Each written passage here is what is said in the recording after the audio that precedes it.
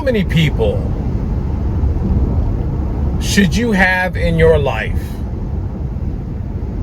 if you want to be successful?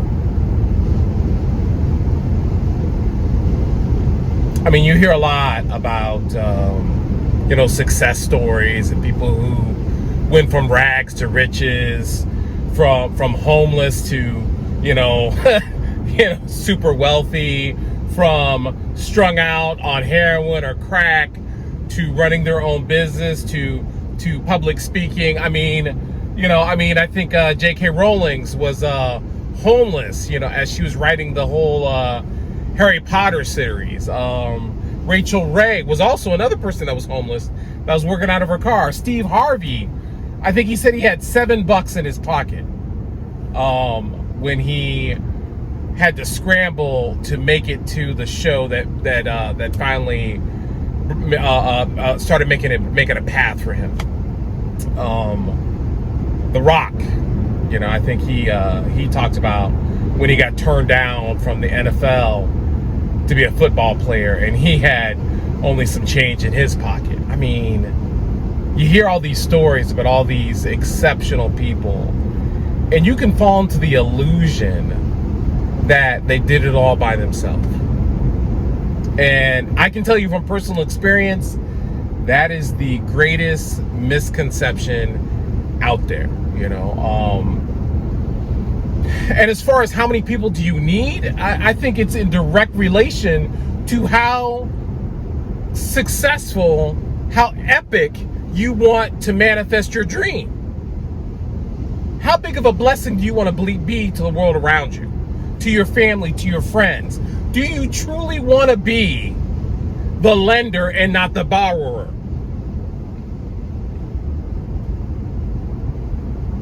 I think a lot of us talk about it, but not a lot of us are working on being about it. And I'm talking about myself too. I mean, because I constantly have to check myself. But this is why I have an in-depth support network. Everybody who is in my life, I'm going to tell y'all right now, because you know who you are.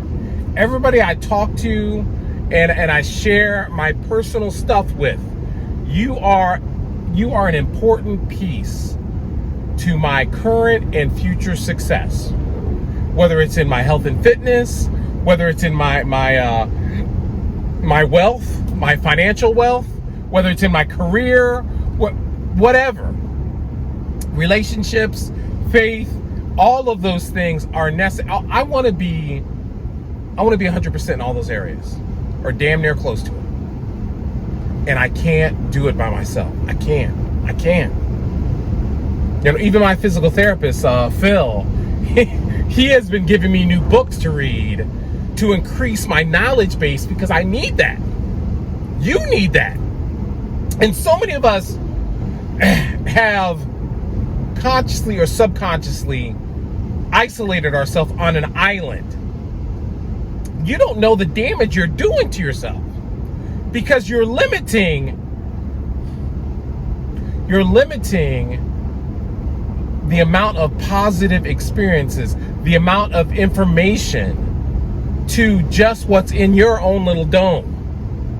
And trust me, I'm a smart cat, but the things I don't know, the things I need to unlearn to know something. I was talking to a friend the other day, and one of the most dangerous things about us is that we don't know all the things we don't know that we need to know. And the only way you're going to get exposed to that is through people, through networking, through talking, through the iron sharpens iron, through conversations, deep conversations, not the superficial stuff. How you doing? I'm fine. I'm talking about really breaking it down. When I talk to Sue or Brandon or Stacy or Marie or James or Jimmy or any of my friends.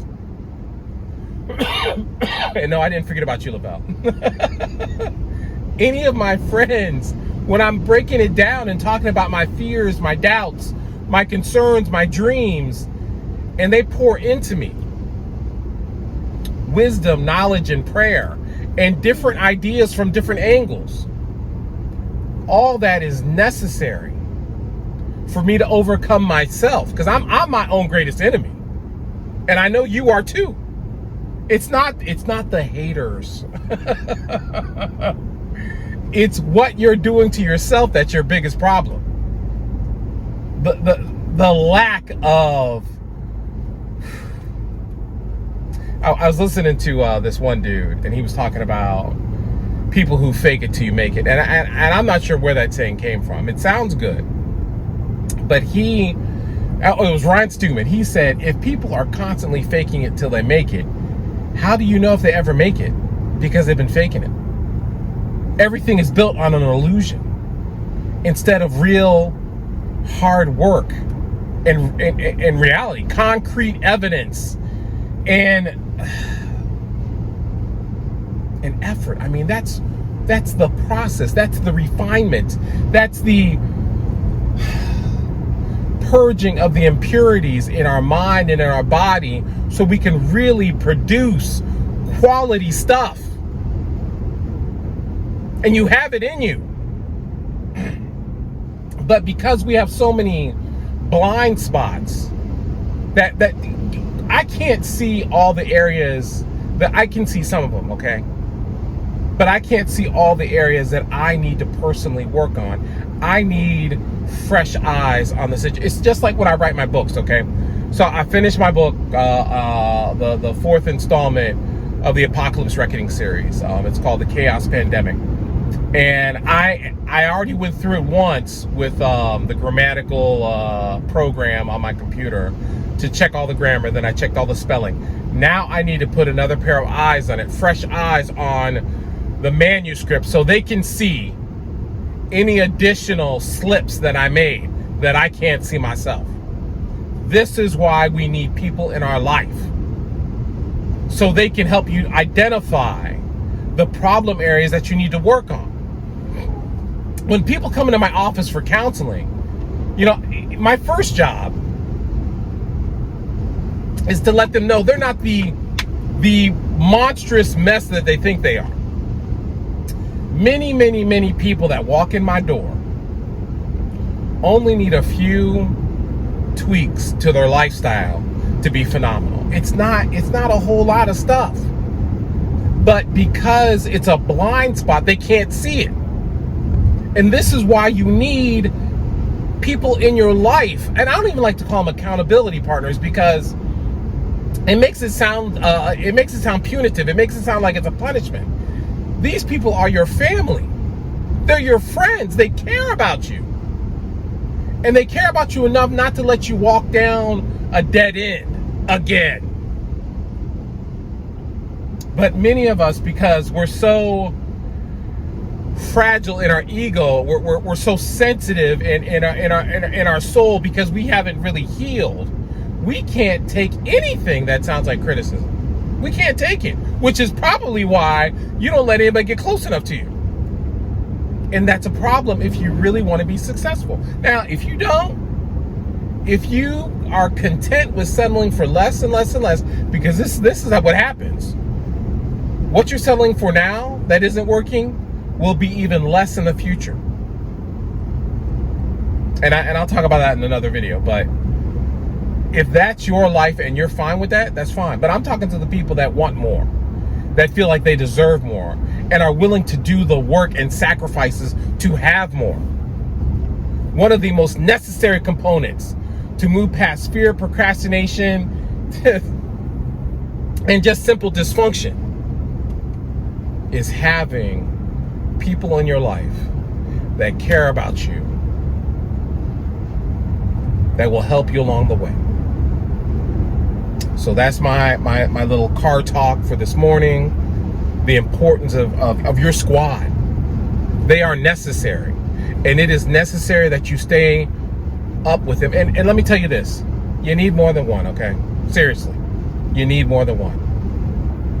Because with me being extremely stubborn, I need to get the same information from several different sources so I can verify it. So if I just hear it from Jay, I can kind of dismiss it like, that's just Jay, you know. But if I hear it from Jay, Brandon, Lavelle, Sue, Beth, you know, if I start running into a series of the same answer, I'm pretty sure that's probably the way I should go.